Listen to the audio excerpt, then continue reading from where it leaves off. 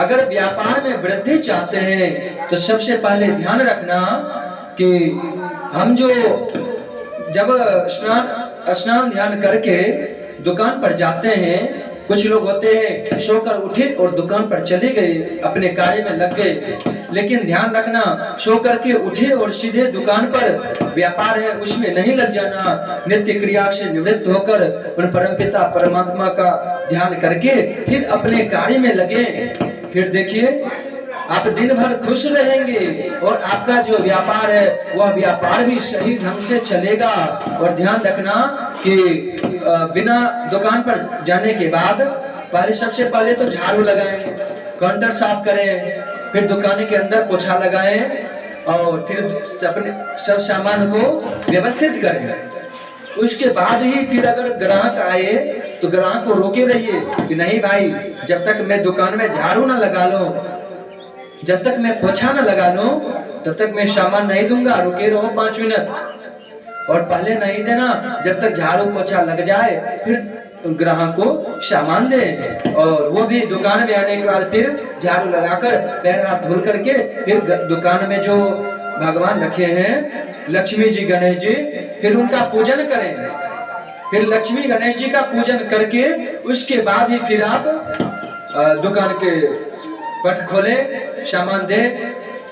और यह तब सब सही रहेगा।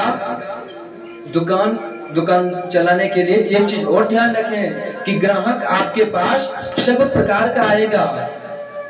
गंजेड़ी भी आएंगे, नशेड़ी भी आएंगे, कोई अच्छे व्यक्ति भी आएंगे, गांव समाज के लोग होंगे वो भी अच्छे भी व्यक्ति आएंगे, बुरे भी व्यक्ति आएंगे। इसलिए कोई भी बिजनेस हो तो उसमें सबसे पहले जरूरी क्या है, क्या जरूरी है?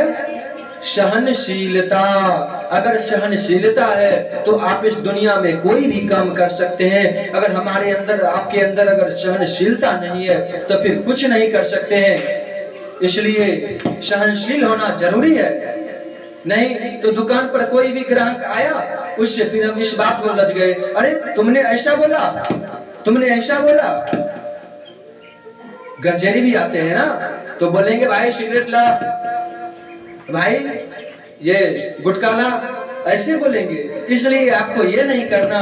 और हाँ, ध्यान रखना कि आप छोटे छोटे काम को करते करते आप उच्च स्तर पर अगर पहुंच जाए तो यह सार्थक है।